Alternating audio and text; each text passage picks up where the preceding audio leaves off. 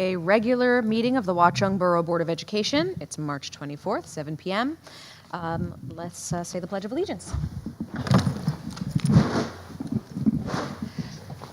Pledge allegiance to the flag of the United States of America and to the republic for which it stands, one nation, under God, indivisible, with liberty and justice for all.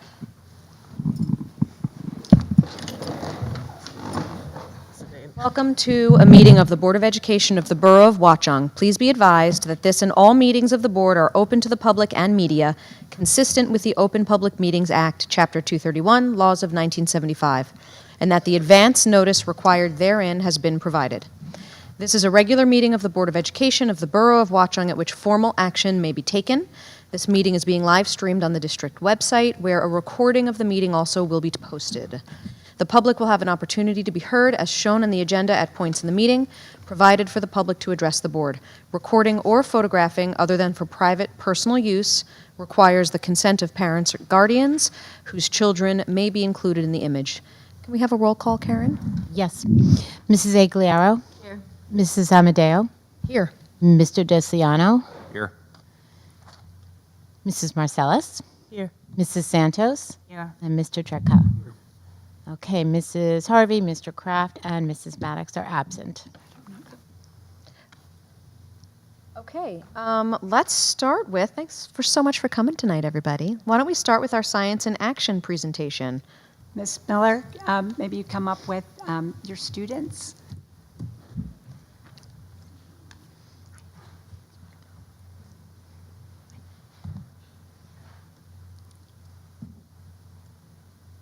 Just make sure you guys speak into the microphone when it's your turn too.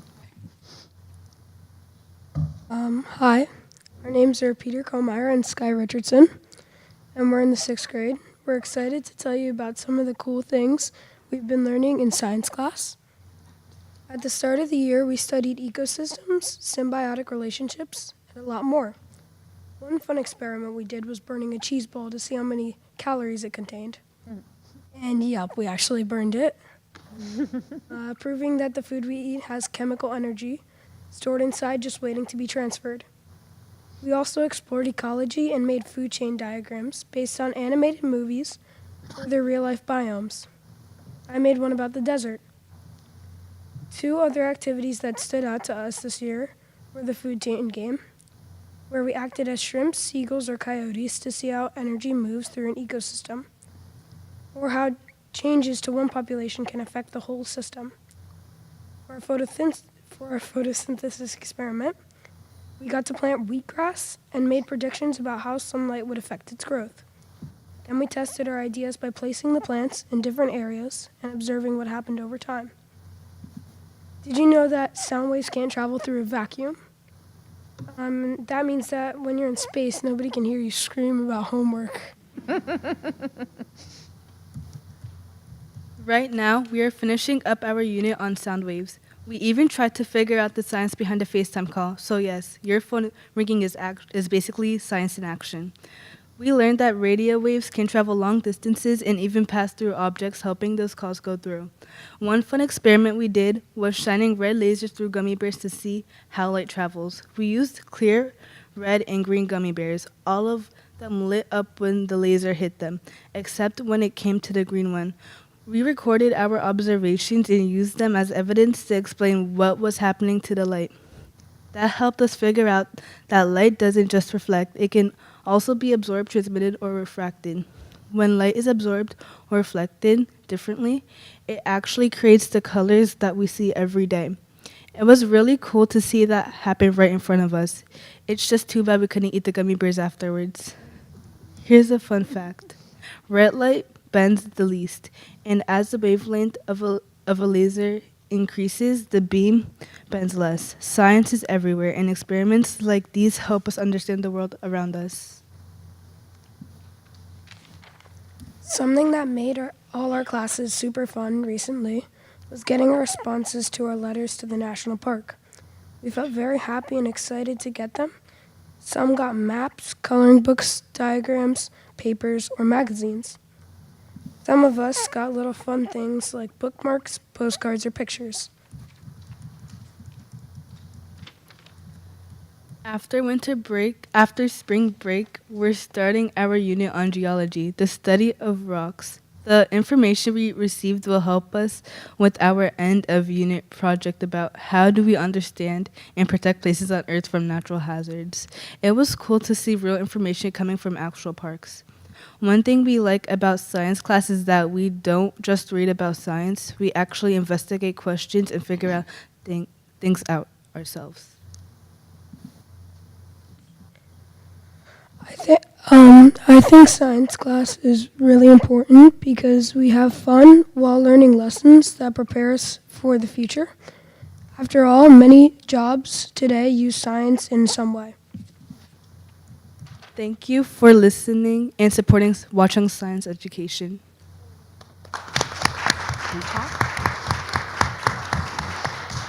Hi, I'm Lauren Miller. I just wanted to give you a taste of what we do in our class, and I figured it'd be more exciting to hear from the students than from me. But I love to take pictures of them, and I really wanted people to know how much fun we're having in science while we're learning about things like FaceTime calls or the energy in our food. So. Now, it's Thank you. wonderful. And thank you. I know we rescheduled you. Thank you for getting your kids here. Thank you for being excited about science and coming and talking about it and sharing. Thank you. Thanks. That was so great. Thank you so much. Okay, next up, we have a tentative budget presentation with Dr. Glazer and Karen Bishop Johnson. Woohoo. Are we reading off your computer? Are you taking your computer? I am. Then I will, no, I'll just read off yours. Oh,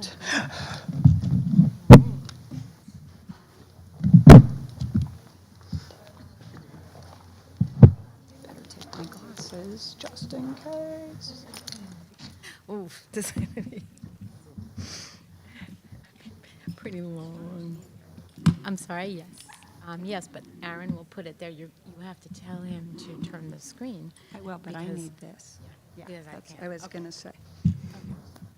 Yeah. Right? That's, no, I'm asking. So he can just, oops. You go to the right, like when you go to screen number 2.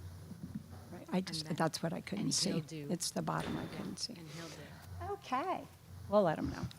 Well, thank you, everybody, for being here tonight, joining us as we present the tentative budget for 2026, 2027.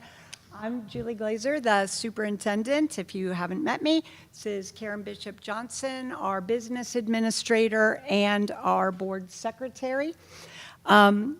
We are going to be walking you through the different aspects of the tentative school budget and the timeline for how it moves forward to a final budget. I think you all know that the governor's budget address was delayed this year, which changed tonight's board meeting. But I'm going to say that delay is actually a fortunate silver lining for us. This is not refreshed. This is not my notes. All right, doesn't matter. I'll go back to just what I am going to say. So even though the governor delayed, even though we had only our own projections of state aid and that, for us, it's really a silver lining because we're fortunate this year to have a lot more time in between. Sorry, I keep turning to the audience. I'm leaving the microphone. We have more time this year to be able to really talk through the budget, to be able to, between tonight's presentation and the final presentation and approval, have additional conversations to get our actual health insurance costs, not just projections. And the same for some of our other expenses. So even though what you're going to hear tonight, the revenue stays the same, the board and all of us have the opportunity to continue to discuss, to ask questions, to refine those numbers so that we can make the most informed decisions and recommendations to the community with that final budget. The final budget presentation is May 5th, 7 o'clock, same place. And that is where we will detail all of the final decisions and expenditures. The budget deficits that came to light almost 3 years ago began building with decisions made even before that, right? Previous to Karen being here 2 years, me about 2.5 years, we have really worked diligently since that time with the board to overcome and resolve a lot of those issues we inherited. And even though tonight we're talking about the 2027 budget, we don't just build a one-year budget. We spend the time to really strategically plan, make intentional decisions. We, all of us, are thoughtful and proactive and realistic while we're considering our current strengths, but also the needs of the district and planning for the future.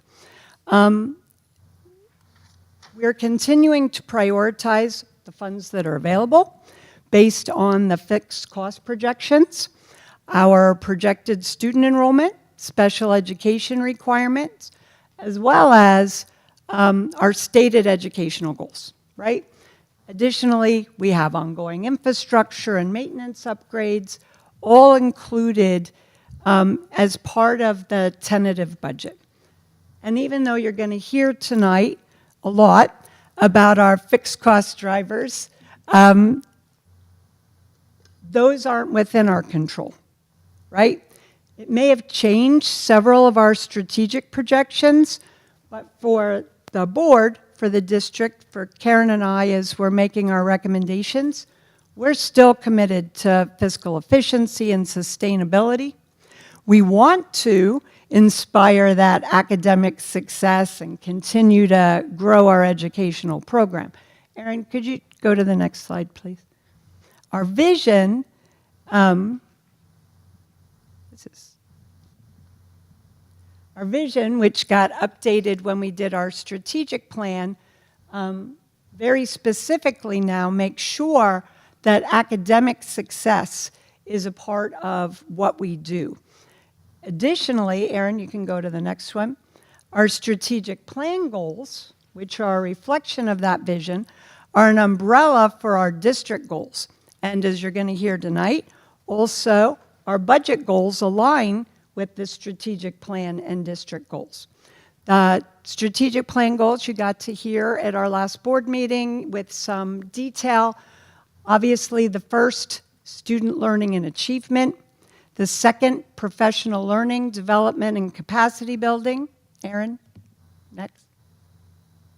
Communication and community engagement. And the fourth goal, school culture and climate. You're going to see those goals, again, reflected in the budget that we develop. Additionally, next slide, Erin. The district goals for this year include implementing new initiatives, enhancing that same student achievement, making sure our systems are in place to identify, help our students who are facing academic challenges, making sure we're being equitable in the decisions, not just between students, but between buildings, between resources, making sure that there is that access to learning, and always fostering that student and staff engagement and positive culture. While we're building the budget, Erin, thanks, we do have a budget timeline. We start all the way back in November, working with our leadership team with the goal of having a draft by February. It's usually in February when we get the governor's state aid numbers, so our timeline, again, has gotten to expand a little bit.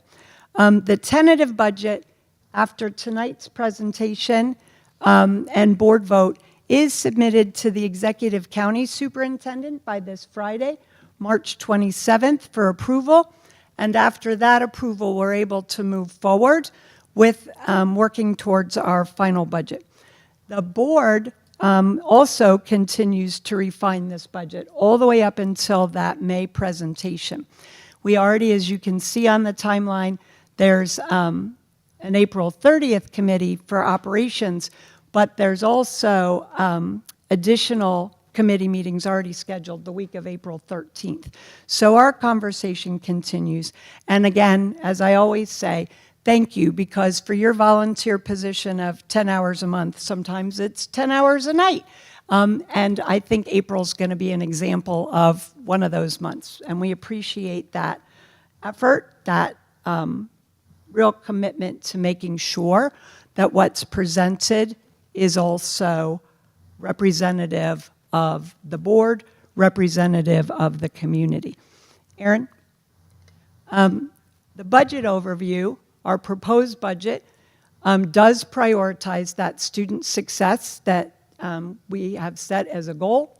It focuses on resources for that enhanced learning, our technology. We are prioritizing that environment for students. We are prioritizing students and staff. And you're going to hear throughout, not just tonight, but throughout this budget process and the final budget, where we put those goals and where those priorities are reflected in the expenditures. An important thing Karen wanted me to make sure I said, all of these budget estimates, right? Well, not the revenue so much, but the expenditures. The revenues and expenditures have to balance.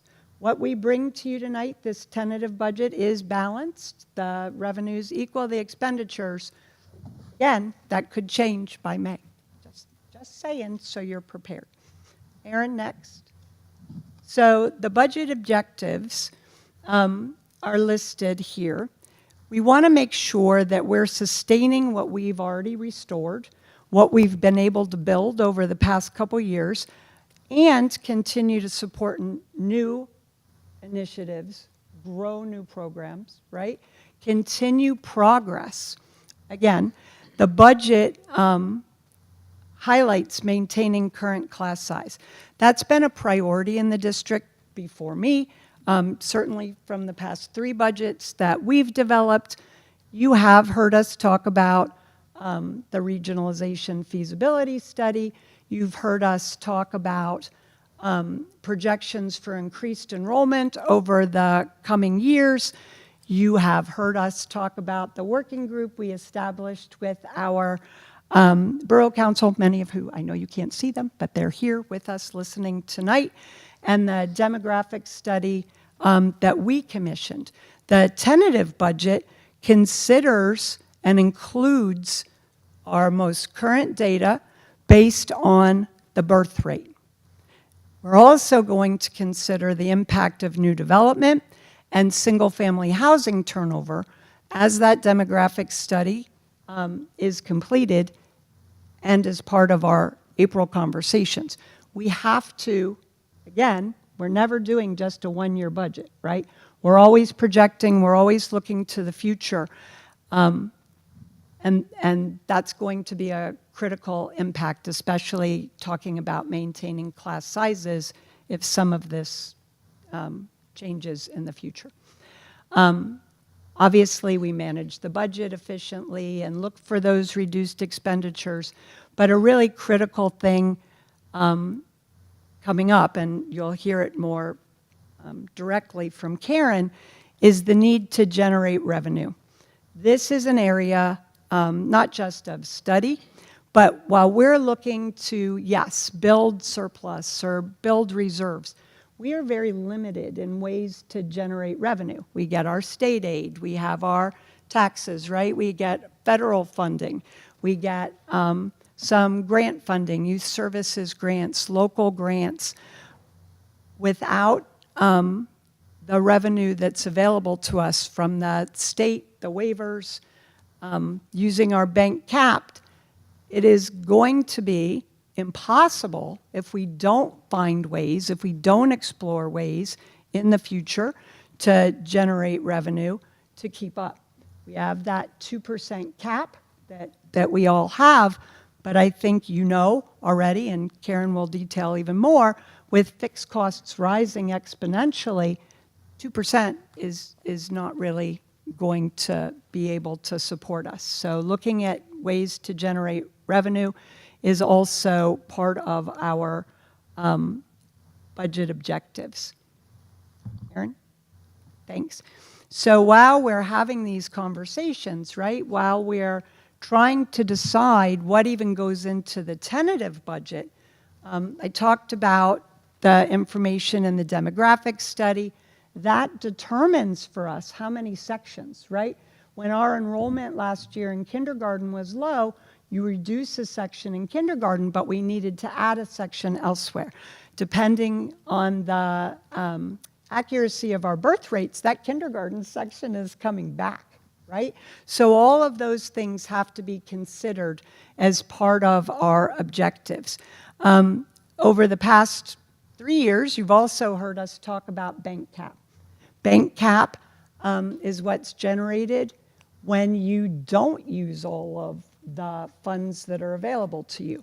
We very intentionally planned over these 3 years to use our bank cap. We broke it up into 3 different amounts. This is that final year. After this year, the funds are not available to us. People always say, you know, is that built into the budget? Is it added to the budget? It is not. Thank you for shaking your head no out there. It is not. It does help us as we grow our 2% going forward. But bank cap is usually spent on one-time expenditures. Once it's gone, right? So one of the big areas that you'll see: expanding professional learning, collaboration initiatives, prioritizing curriculum instruction and assessment.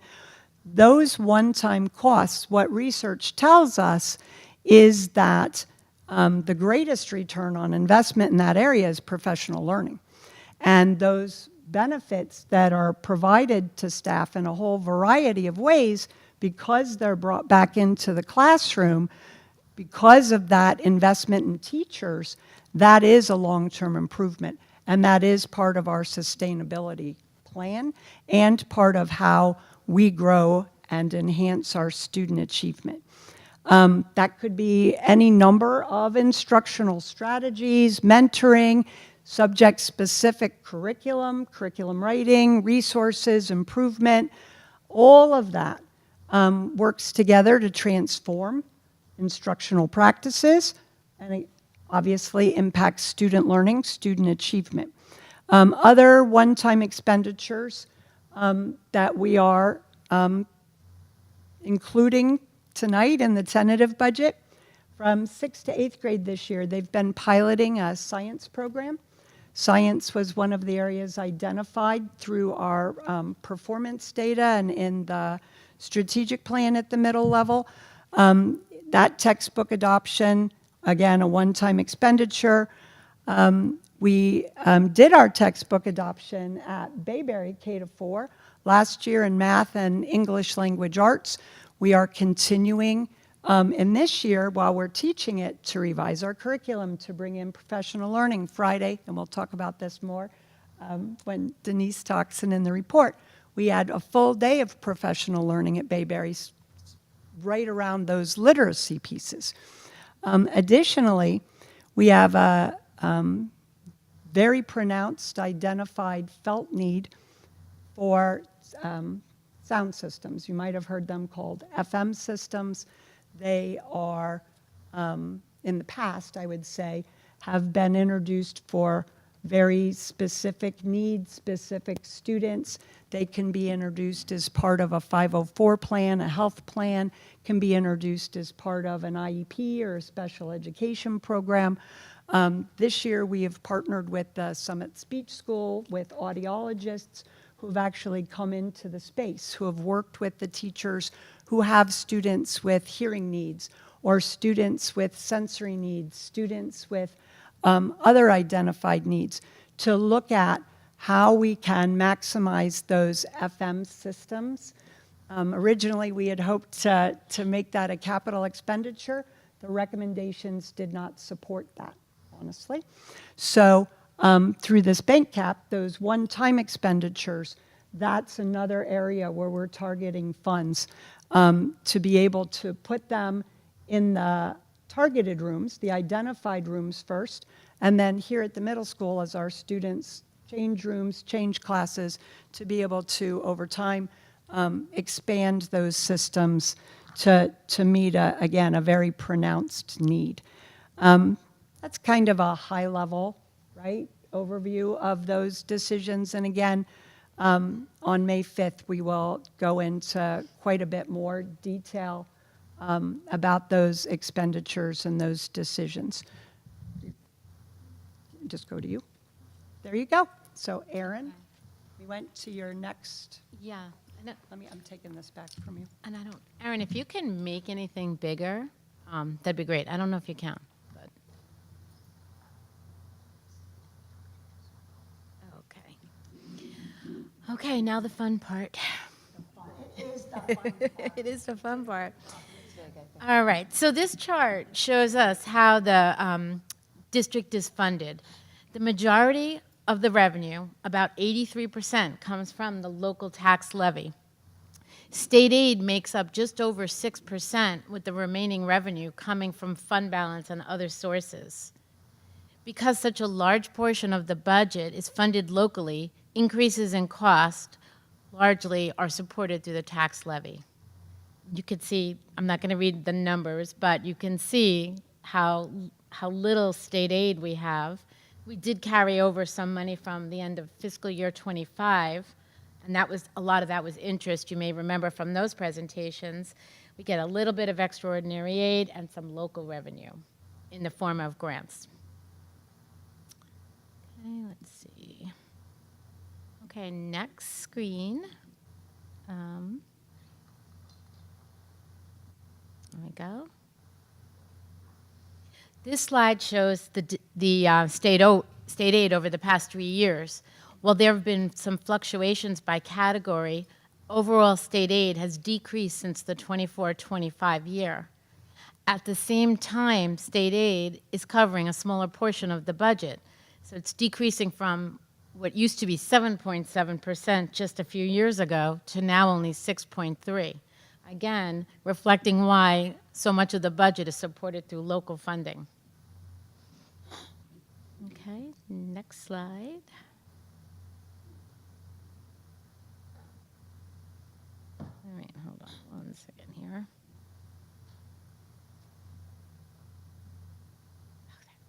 Okay.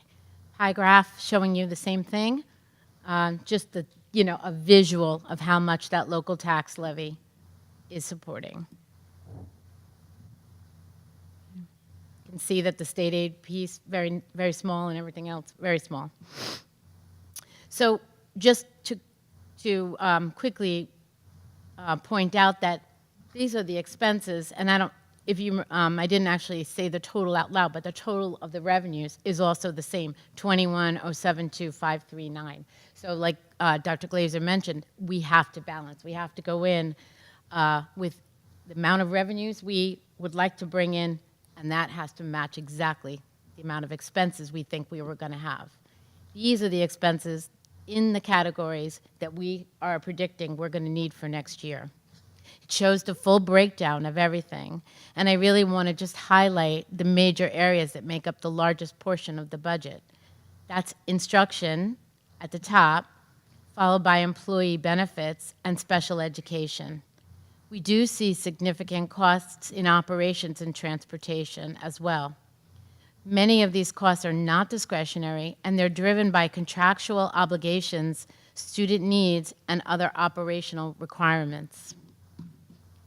When we look at a pie graph for this slide, it's showing basically the same type, the same, where the regular education and instructional programs are the largest portion, followed by the special ed and employee benefits.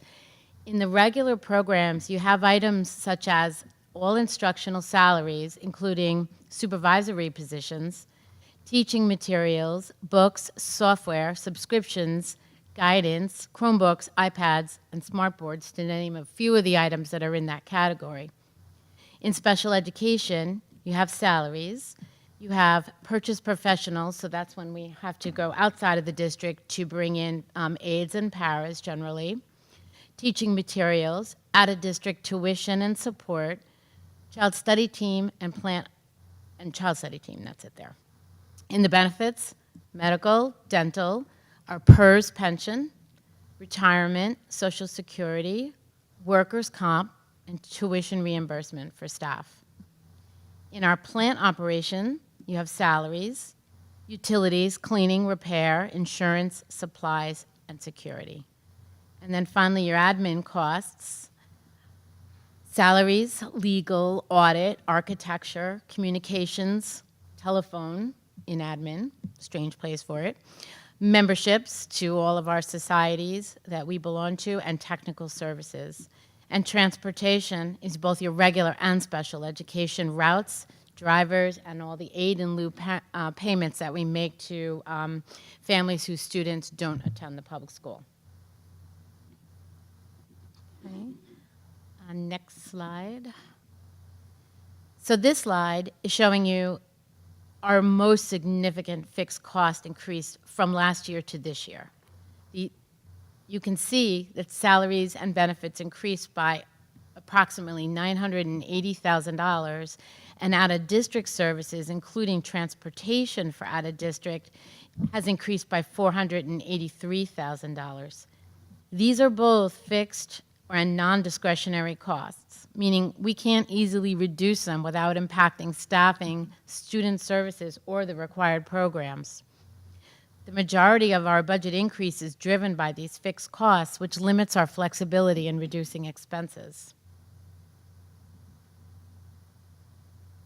Next slide, please. These are, again, the primary drivers. I just broke this down a little bit more so you could see it in a different way. You can tell that the healthcare and the out-of-district placements and the contractual salaries are making up the largest impact.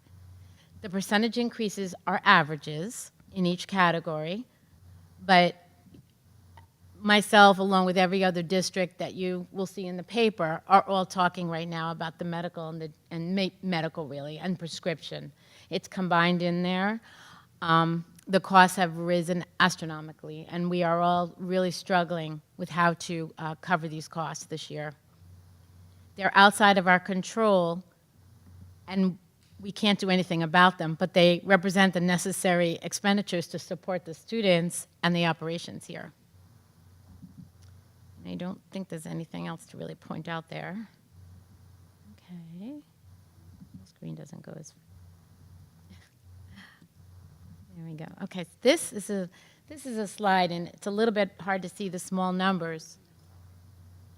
Make it bigger. So, oh yeah, there's a little bigger.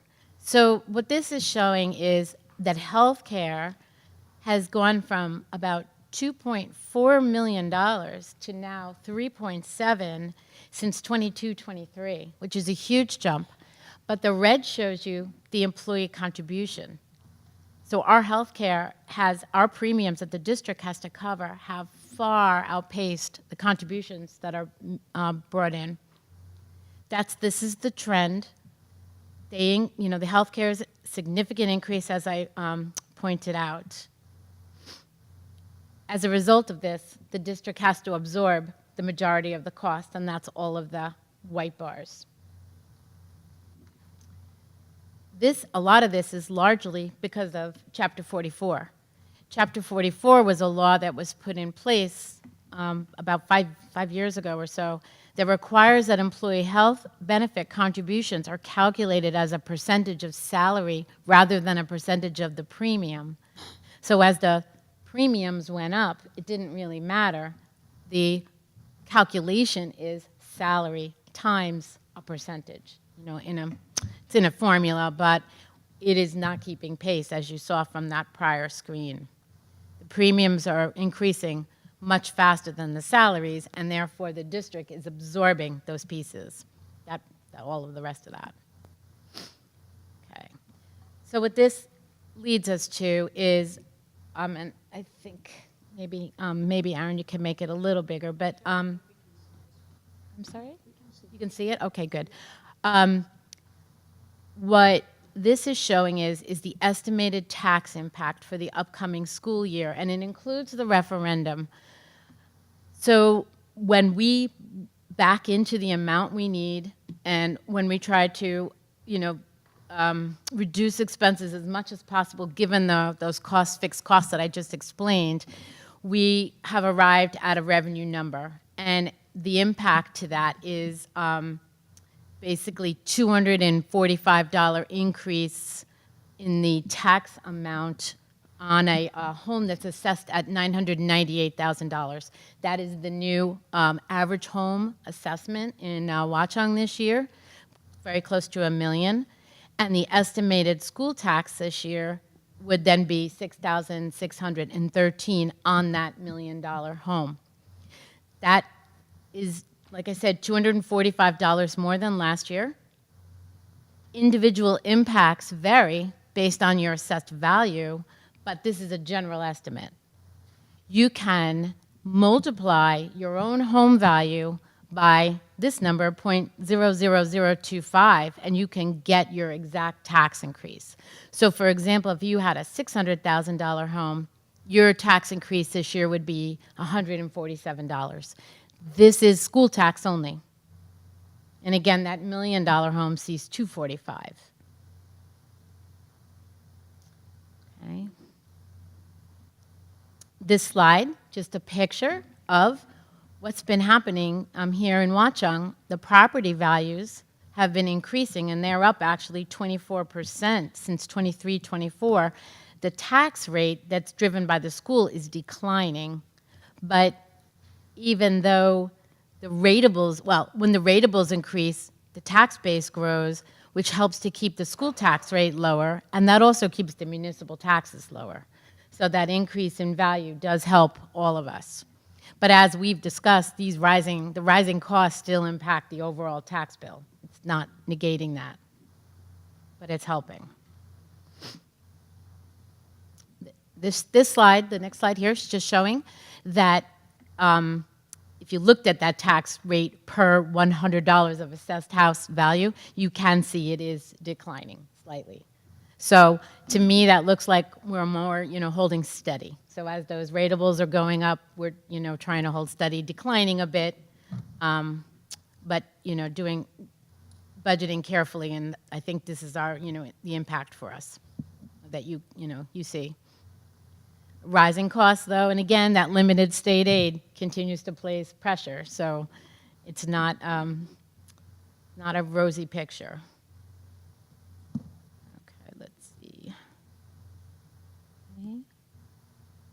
Okay, coming over here. This is just showing you how our school taxes are comparing to surrounding communities. This information comes from the Department of Community Affairs in the property tax section. There is variation among communities based on factors such as student population, services, and cost drivers.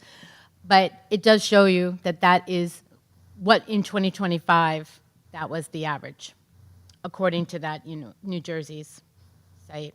The next slide, similar, this shows you how you can, let's see if you can see that. The blue or the purple there is the school share of the taxes, and then you have the municipal share, and then you have the county share.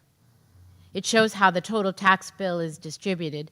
In New Jersey, schools are typically 50 to 60% of total taxes. That's pretty typical. And you can see that there's variation among the surrounding communities. Our district's falling within that range, and it reflects local factors such as enrollment, student needs, and cost drivers. This comparison is providing context, but each district's costs are driven by its own needs and obligations. Next, okay. While we've worked to control the costs, we are still facing increasing expenses in key areas, and those are the ones we've been talking about tonight. We continue to pursue cost containment through vendor comparisons, competitive quotes, operational efficiencies. For example, we've recently engaged with the state of New Jersey to conduct an energy audit to identify potential cost savings. These cost pressures require additional revenue to maintain our programs and services. Managing the tax rate alone does not offset the impact of these rising costs. As a result, additional revenue is necessary to maintain our programs and services.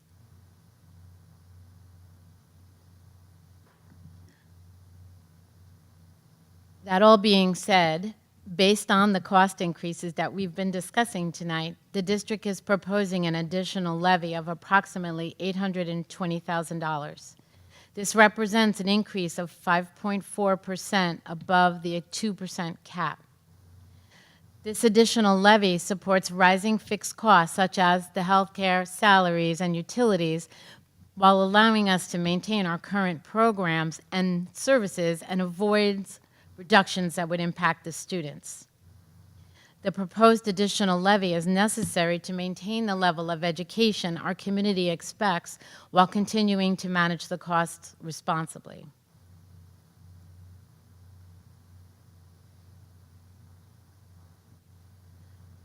Okay, and this slide is showing you how the total levy is calculated. The 2% adds an additional $304,000 to the budget. I know you already saw from the past slides that $304,000 didn't even cover the cost of utilities plus, the salaries and all those, different adjustments that we made. It doesn't cover it. We also have the 2%, we have the bank cap, which is expiring, and that's actually 1.69%. That's $257,000. That's expiring, as Dr. Glazer pointed out. We've been talking for this last 3 years that we wanted to use the bank cap that we had, left on the table from not using adjustments in the past. So this is our 3rd year. This does end our bank cap. And then finally, we have the healthcare adjustment. This is an allowable adjustment. It's in the state budget software, and it's pursuant to New Jersey statute NJSA 18A 7F. It's made available simply to pay for additional increases in healthcare premiums. The state is recognizing that we are not able to cover the increases as they've been given out to us this year. It's necessary for us to take this healthcare adjustment because we can't come up with $563,000 any other way to pay for it.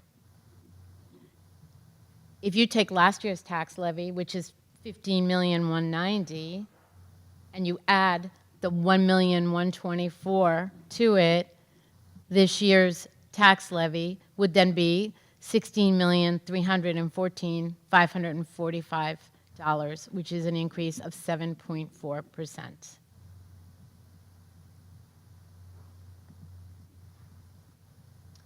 In summary, we are showing you a budget that reflects these rising costs, the limited state aid, and continued efforts to manage the tax rate. But at the same time, we're trying to maintain our programs and services simultaneously while remaining fiscally responsible. We are looking forward to detailing the expenditures that will support our goals in the final presentation on May 5th. The final presentation is on May 5th, and it is at 7 o'clock. We thank you for supporting us, and if you have any questions, my email is there, and feel free to contact me.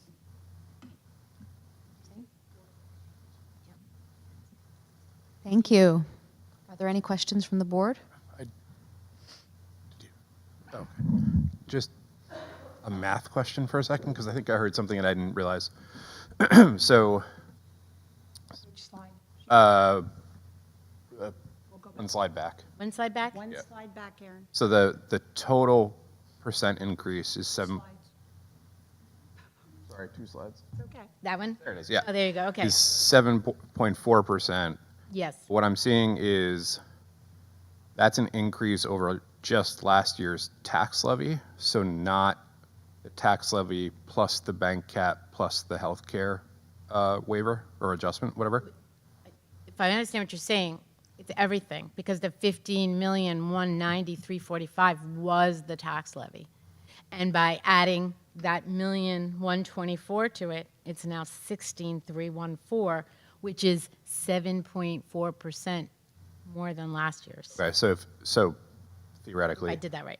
Next year, if we just do 2%, is that a 2% increase on the 7.4 increase this Yes, year? Or is that a 2? Okay. Yes, it's 2% on the 16,314,545, where, and we would have not, had we taken the adjustments at the time they were incurred, it would have been more than 2% that year, but we wouldn't be taking it this year. Right, we left money on the table. And, right, and when you get these adjustments from this, when you're allowed these adjustments, there's a reason. Either your enrollment went up and the software says, and the state says, hey, you guys have extra, students, you need more resources, or, in this case, healthcare, or some other, there are some other reasons, but they give it to you for a reason, and you choose not to take it, it sits there for a few years.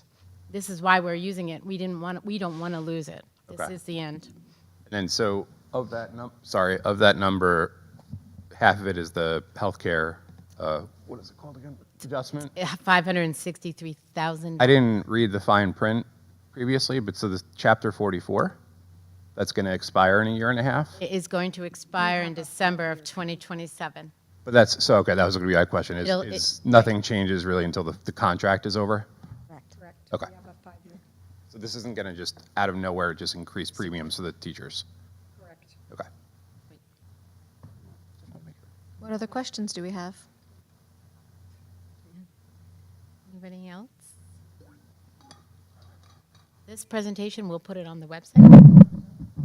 You can have it. You can ask me questions tomorrow if you read it tonight again. And again, Karen's email's there. And my email, yep, and that goes for everybody. If you have any questions, we have numbers to back it up. They still have time to ask you on the public agenda. Yes. Right. We'll be doing this again. We'll be Right. doing this again. So, So- so for everyone, thank you so much for this. Thank you. And for everyone on the board, in our next committee meetings, we're going to have an in-depth Q&A. Karen will be present so that any questions that are brewing over time, we can bring those in and talk about them in detail. Please, please don't hesitate to email or reach out.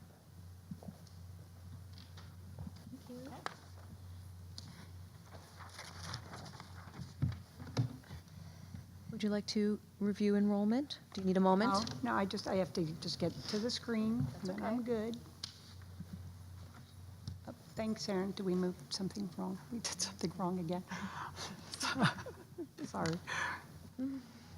Once again, here with enrollment, it is same static. We have no current changes to out of district. We have no current changes, right, to our students. We actually have been notified that we have several students who will be enrolling in the next couple weeks. So that will have an impact. I think Ms. Fickner in her report will talk about the pre-K lottery coming up and kindergarten, no, you're not, and kindergarten registration that's open. So we'll have those registrations, we hope, which all help us, again, with our projections. All right, moving on to the principal's reports.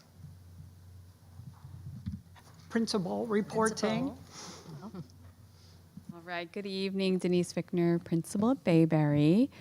Bayberry students and staff had a great time at the PTO Book Fair on February 25th and 26th. Thank you to all the volunteers to help make this such a success.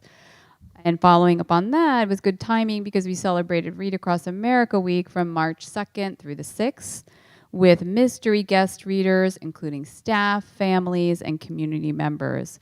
Students showed incredible enthusiasm for reading, far exceeding our goal of 1,000 books by reading over 10,000 books in 1 week. They were really excited about that. We were actually very surprised that they were trying so hard to beat 1,000, and I think they did it in 2 days. So we wrapped up the week with a fun school-wide assembly in the gym. This was probably the first time that we ever did a school-wide meeting there. The students loved it. We were celebrating students along with staff versus student Olympic games. It was a lot of fun. Students were off on March 20th in observance of Eid, while staff participated in professional development. Our second graders have been visiting the Morristown Museum, with 2 classes attending last week and the remaining classes going this week. On March 13th, we hosted a 4th grade band demonstration for our 3rd grade students. Under the direction of Mrs. Morrison, current band members showcased the instruments available for students to consider as they prepare for next year. Even though our Mrs. Morrison will be retired, so that will be the new person's job. Thank you to the PTO for the thoughtful "lucky to have you" gifts for our teachers. They really appreciated that. This week, Bayberry is observing Disability Awareness Month through school-wide spirit days and classroom activities. Today was Orange Day. That was a good one. Students are building awareness and fostering empathy for individuals with diverse abilities, including those with cerebral palsy, Down syndrome, ADHD, and autism. We look forward to our 4th grade performance of "I Need a Vacation," taking place tomorrow. Everybody's very excited. We're excited to see our students shine on stage. So the students will be performing for their school tomorrow during the day, and then for parents at night. At Valley View, 7th grade students recently participated in a field trip to the New Jersey School of Conservation. Additional highlights included Spring Picture Day and a successful STEAM night on March 18th. On March 23rd, Valley View teachers also participated in language arts instructional walks at the high school. These informal classroom visits provide an opportunity for teachers to observe instruction across settings, gather a snapshot of teaching practices, and share effective strategies with one another. Finally, this month's theme for Mountaineer Mondays is resilience. Our students demonstrated this trait during the Student Council's staff versus student volleyball game, where students emerged victorious and all participants enjoyed a spirited and memorable event. And yes, the preschool lottery will be taking place this week, and everybody will be notified on Friday, and kindergarten registration is open. So if you will be 5, or parents, if your child will be 5, I'm sure there's no 5-year-olds watching this, by October 1st, please register online. Everything is ready for you. And the sooner the better, because, Yep.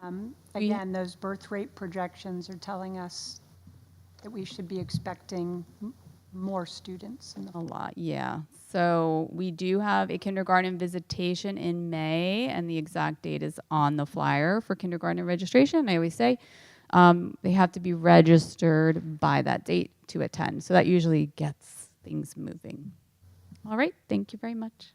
No, thank you. I just want to add, I found out today, Miss Kid's out sick, but we have students at Valley View who participate in FISERV with our technology and robotics program. And I wish I knew their names. I don't, but it's still so exciting. The team called Cyber Sentinel created an app for 2-step verification to keep everybody's personal data secure. They're coming for you, Aaron. And those students have won the regional competition, which is huge, other districts, and they are headed to the national competition. So this is a big deal with coding and all of the varieties of technology that we try and support here. It's exciting. So we'll have more information, but I found that out right before the meeting, so I wanted to be able to share. Still with them. Great. Is there a BA report this evening?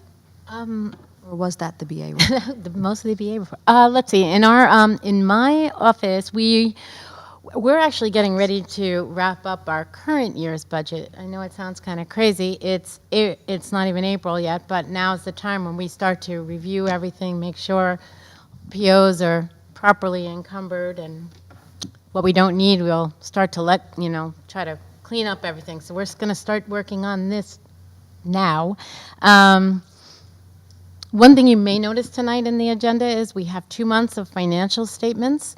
We've been doing 1 month, and we're allowed to be 60 days back. So as long as we put a financial statement every month for 2 months ago, that's the law. But we put 2 on this month, and our new intention is to try to put the statements on every 30 days, so that we're only going, in March you'll have February, in April you'll have March. That's going to be our new intention.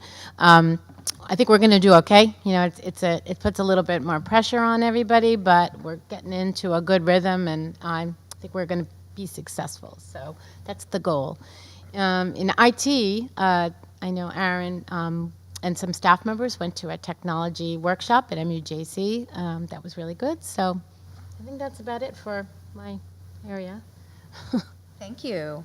Let's do committee reports. Wait, I have a few notes. Oh, you do? Oh, I'm sorry. I do, sorry, separate from the budget, imagine that.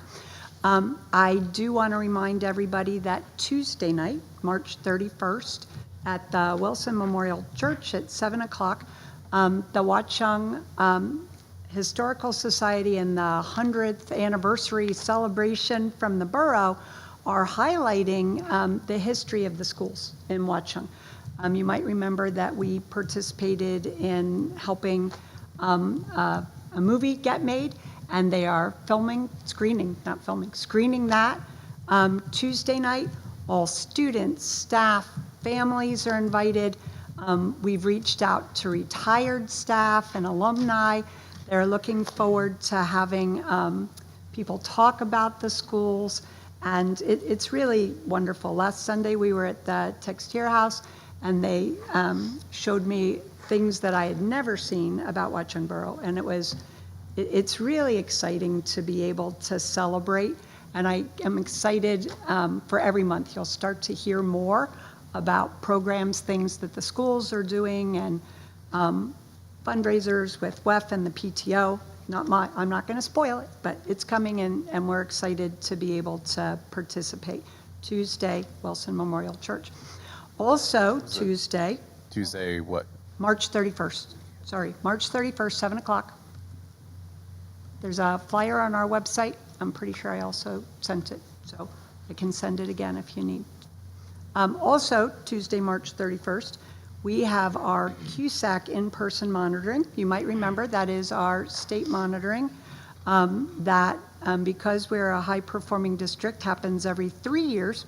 So joining us in district will be our county executive superintendent, the county BA, our supervisor of special education, and the education and program development specialist.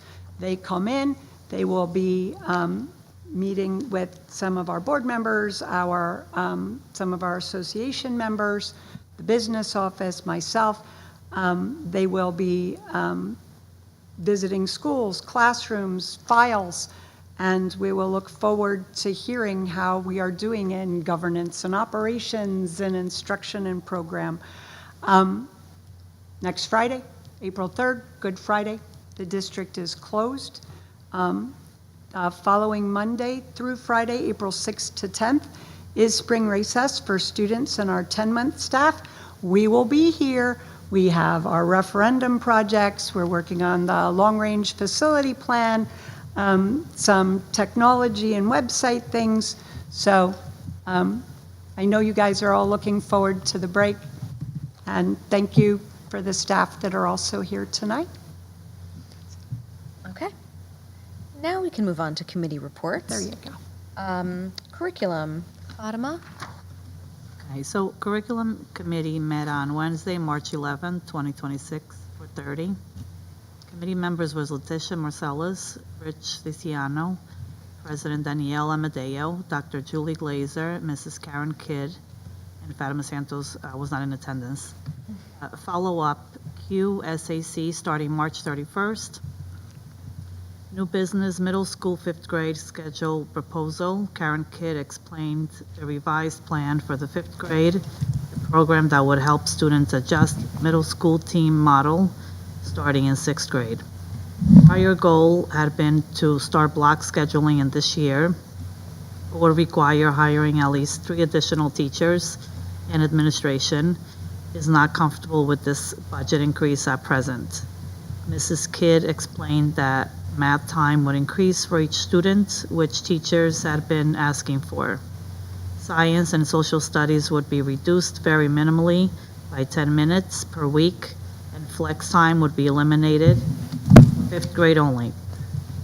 Students would have 2 main teachers per day instead of 1 to help them transition to more movement around the school, locker use, and etc. Valley View recognition application, BVV has applied for recognition from the Association for Middle School Education Schools of Distinction.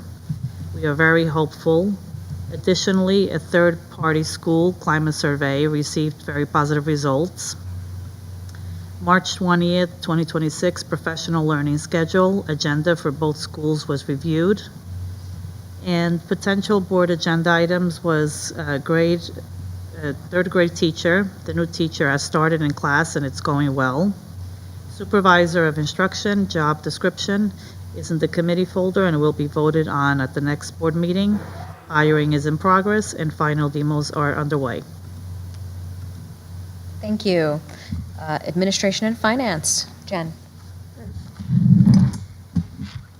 So the Administration and Finance Committee met twice since the last board meeting. We met on February 24th. Is this working?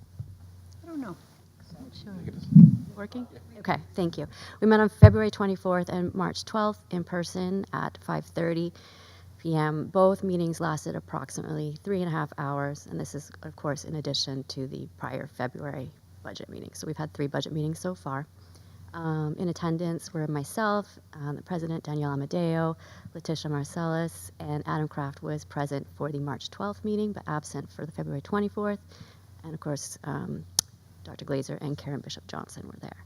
I'm not going to go over the budget because we just had a full presentation, but no, it was talked about a lot.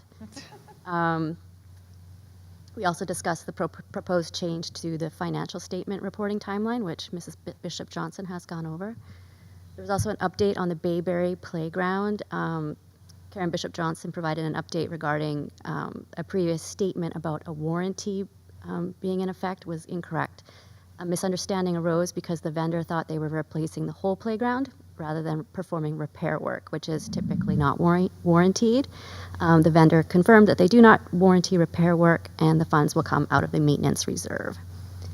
The committee reviewed the regular items that are on the agenda under operations, including an approved change order that now includes a change to the contract, the bond council agreement, and the Hearts and Hands professional service contract that is relating to the special services consultant. But like I said, the majority of the meeting was spent on the budget. Great. Policy Committee. The Policy Committee met March 18th, 2026. And in attendance was myself, Pinky Nielsen, Jessica Maddox, Danielle Amadeo, Dr. Julie Glazer, and Dora wasn't able to make it. The summary of the follow-ups, we covered Policy P2365, which is Generative AI, and Policy 5701, Academic Integrity. The committee decided to use the Somerville AI policy as a baseline and modify it rather than drafting a new policy from scratch. The policy includes evolving the current plagiarism policy, which is Policy 5701, to one focusing on academic integrity to properly address issues like generative AI. The policy should be put in place first to guide the subsequent formation of an AI plan.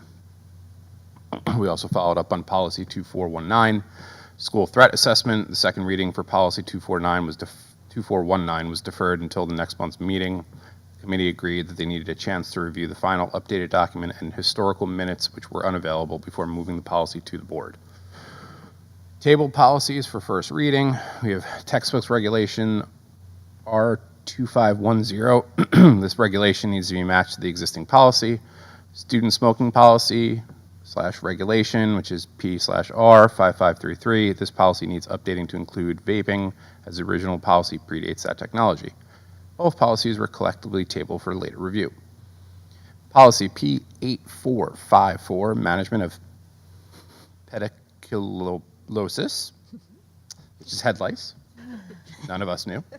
It's a head lice policy. The existing policy is significantly outdated, last updated June 2016, and does not align with the current guidance from the CDC and the School Nurses Association. The policy will be updated to treat head lice as a nuisance rather than a condition requiring immediate dismissal or mass notification. The updated policy will reflect current medical guidance, such as not sending a child home immediately or prohibiting their return to school solely due to the presence of NITs. Exclusion of students with head lice is not recommended due to the low risk of school transmission. The policy section on notification will be rewritten to reflect current practice pending confirmation of the exact protocol with the nurses. Bylaw 0143, board member vacancies. The committee reviewed the bylaw, which had recently been updated. The committee agreed to keep the policy as is since it had recently been updated and the significant changes in the boilerplate did not apply to this district. Policy regulation PR 9320, cooperation with law enforcement agencies policy. This policy will move forward for a first reading as no changes were deemed necessary following the annual memorandum of understanding meeting with the police. And then finally, policy P9241, classroom observation policy, non-mandated. The committee began reviewing a non-mandated policy that outlines protocols for parents and/or professionals to observe their child's classroom. The policy outlines protocols for observation in a child's classroom, often in cases related to placement changes or legal proceedings. The committee discussed questions pertaining to the timing of requests, the observation, and several matters of oversight stated in the boilerplate example. The policy will be written to be Watchung specific and returned to the committee as a draft to be reviewed for first reading. And the next meeting is Monday, April 13th. Thank you very much. For personnel, we have Jennifer sitting in for Jessica. So read for Ms. Maddox. So the Personnel Committee met on March 11th at approximately 6 p.m. virtually. In attendance were myself, Jessica Maddox, Danielle Amadeo, and Dr. Julie Glazer. We discussed this new sick leave bank. The sick leave bank was implemented via Genesis with a 2-day deduction for participating employees. This process, established through the newly negotiated contract, will be repeated at the rollover in July instead of waiting until September. There's a contract and purchasing correction. An issue regarding purchasing laws for a professional services contract for Hearts and Hands LLC was addressed. The contract will be placed on the board agenda for approval for the entire year to correct a previous oversight. There was a proposal discussed to change a staff member's title. The committee's discussion also centered on budget sustainability for personnel, including salary adjustments. These and other budgetary requests will be further discussed by the Administration Finance Committee. The third grade teacher position has been filled. The search for the supervisor of instruction, which included 98 applicants, is moving to a final round with 2 candidates who will proceed to an observed demonstration coaching a teacher in a classroom setting. Recruitment for the Director of Special Services has resumed based on a new philosophy prioritizing hands-on in-school engagement. The criminal background check for the baseball coach at Valley View has been completed and practices have begun. The individual requires board approval on the board agenda. The job description for the supervisor of instruction was discussed and is being finalized based on candidate experience. The main responsibilities have not changed, but some redistribution of tasks have been dynamic. The formal job description must be voted on by the board and will be posted to the website. Then finally, a full day of professional learning is scheduled for March 20th, which I think was covered by the curriculum. Happened and was covered by the curriculum, so I won't read that. And the next meeting for the committee is Wednesday, April 15th. Thank you so much. Board liaison reports. Legislative, that's me. Starting March 1st, school districts and other public entities must publish or advertise legal notices on their own website and hyperlink to the Secretary of State's legal notice page, which is yet to be created. Schools must also advertise these notices twice a month. We are already doing this. All other legislation is in the discussion phase at this time, including 2 bills that our district is watching closely, one that would require towns to share pilots with school districts, and one that would potentially force regionalization across smaller districts in the state.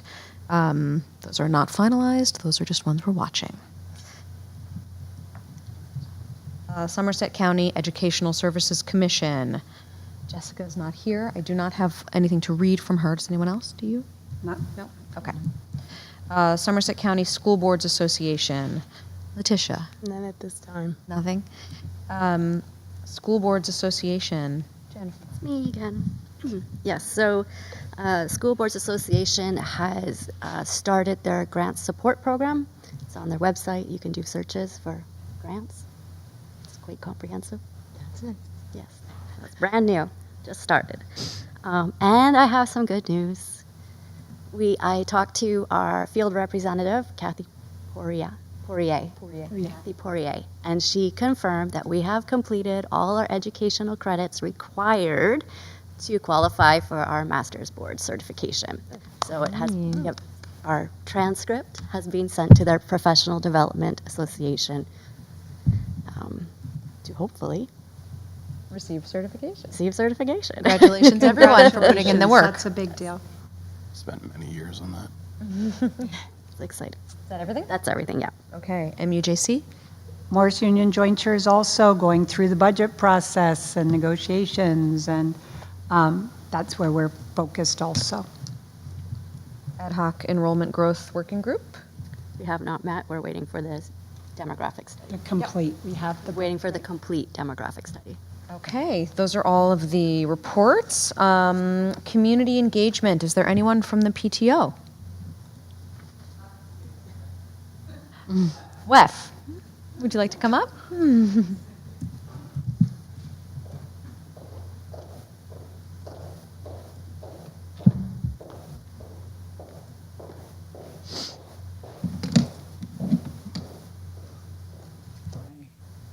I'm Meryl Maldonado from WEF. I want to share some updated events that we're having. First, we're doing a Dine and Donate at Water and Wine on May 5th for Cinco de Mayo. Second, we're going to host something with Pliables. We don't know when exactly. The date is to be decided. We're hoping it's going to be after one of the Valley View concert events, one or both, but we're speaking to them currently. And then we're looking to talk with Rita's to see if we could do a June event for end of the school year, for if you go there to get some ice cream, we'll get some proceeds back to WEF. Also, I wanted to mention that as the school year wraps up, if you want to apply for any grants you might need, so we can take a look at them, so they can be approved. Miss Kidd didn't call you? Miss Kidd was going to give a call. We have, Yeah. I think we have Send them our way so we can look at them and hopefully approve them. Could you email me? Because that's not, we usually do it different. So just email me and I'll do whatever you need. Of course, we'll email. We have Thank you 3. so much. I know, I was hoping Kid was here so we could speak to her. She wasn't feeling well. I know. Hopefully she'll feel better. Thank you so much. No, thank you. Thank you so much. Is there anyone from CPAG? I believe there's not. No? Okay, so we're going to move to executive session. I have to read this. Yep. Whereas the Open Public Meetings Act, NJSA 10:4-11, permits the Board of Education to meet in closed session to discuss certain matters. Now, therefore be it resolved, the Board of Education adjourns to closed session to discuss a matter rendered confidential by federal or state law, student matters. Further resolved, the minutes of this closed session be made public when the need for confidentiality no longer exists. Action may be taken. Can I get a motion to So moved. adjourn? Is there a second? Second. All in favor? Aye. Aye. All right. We will be back shortly.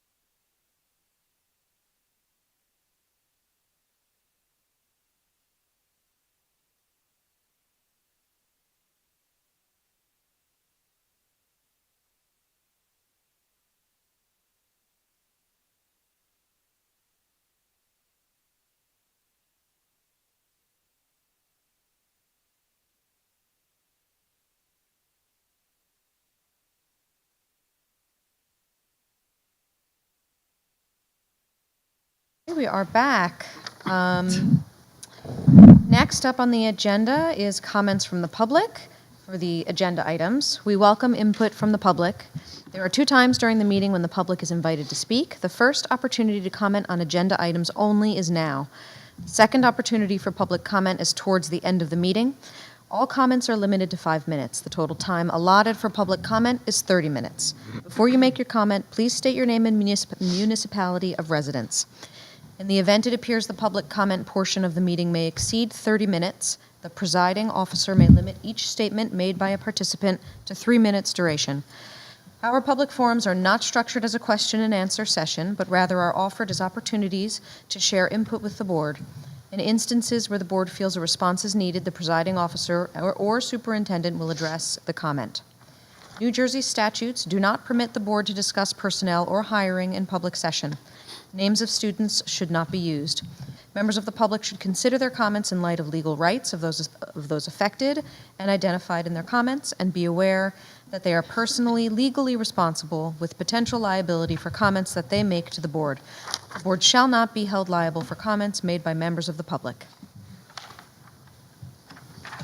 Are there any public comments? Okay. So let's move on to action items. Let's see. Letitia, would you mind moving the administrative items?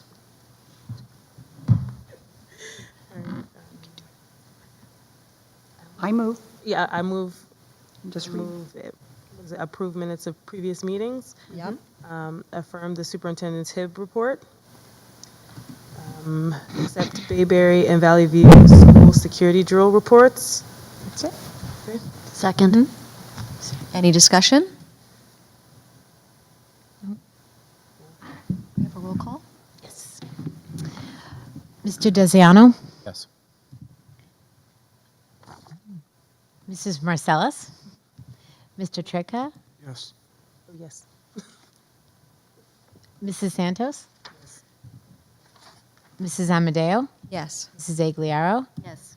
Okay, Mrs. Harvey, Mr. Kraft, and Mrs. Maddox are absent. Motion passes. Great. Let's see. B under personnel. Seeing how many there are here. Mr. Trico, would you mind moving these items? Excuse me. Items B under personnel? Oh, you're not in there, the agenda. It's okay. Page 4.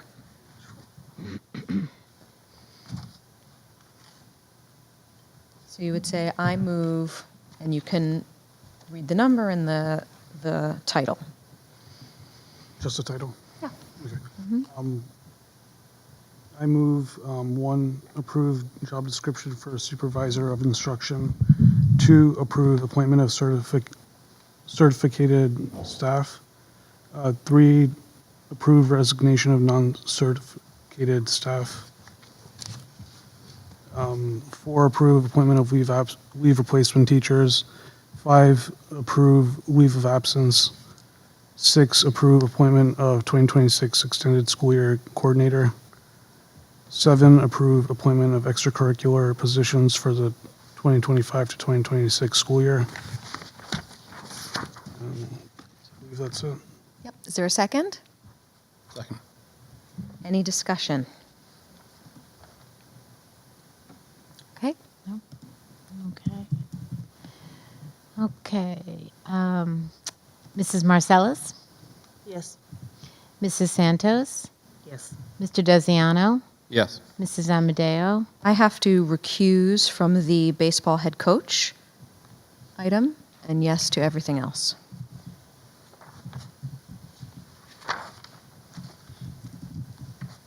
Okay. And yes to everything else. Okay. Mrs. Agliaro? Yes. And Mr. Tricca?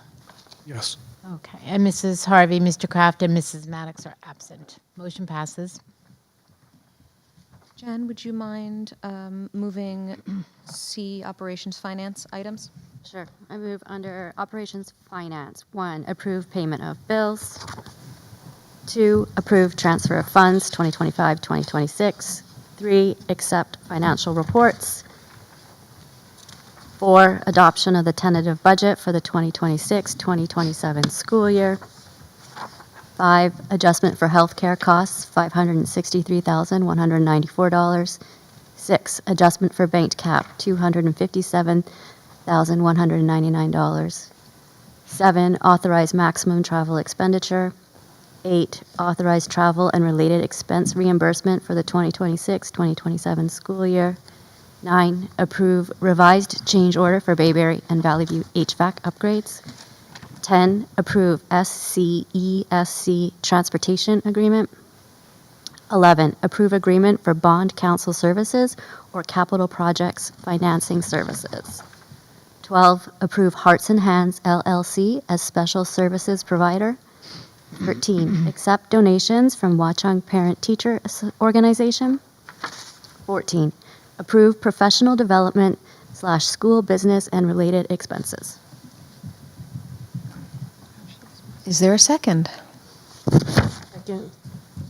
Any discussion? This is another opportunity to discuss budget if anyone has thoughts or questions. I just want to thank Dr. Glazer and Karen again for all of the hard work that you've put into this budget. I personally am grateful that we've been able to maintain our programming and staffing.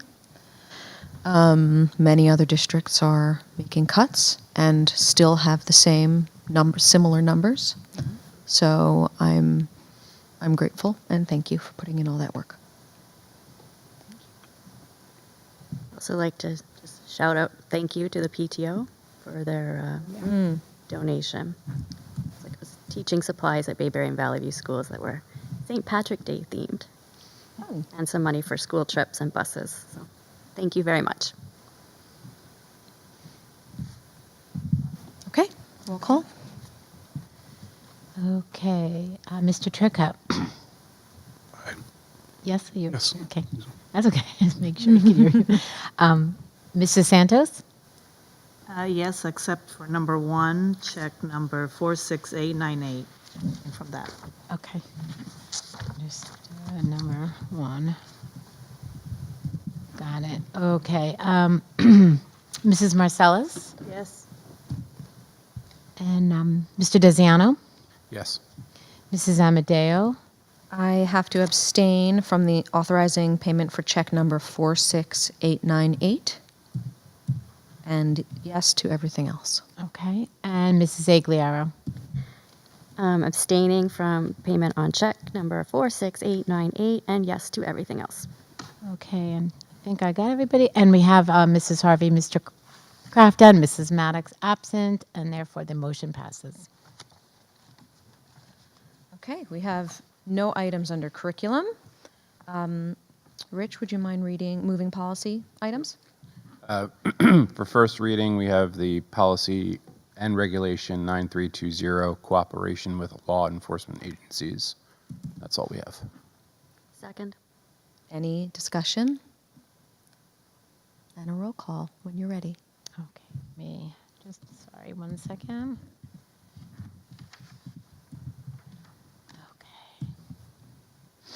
Okay, Mrs. Amadeo. Yes. Mrs. Marcellus. Yes. Mr. Tricka. Yes. Mrs. Santos. Yes.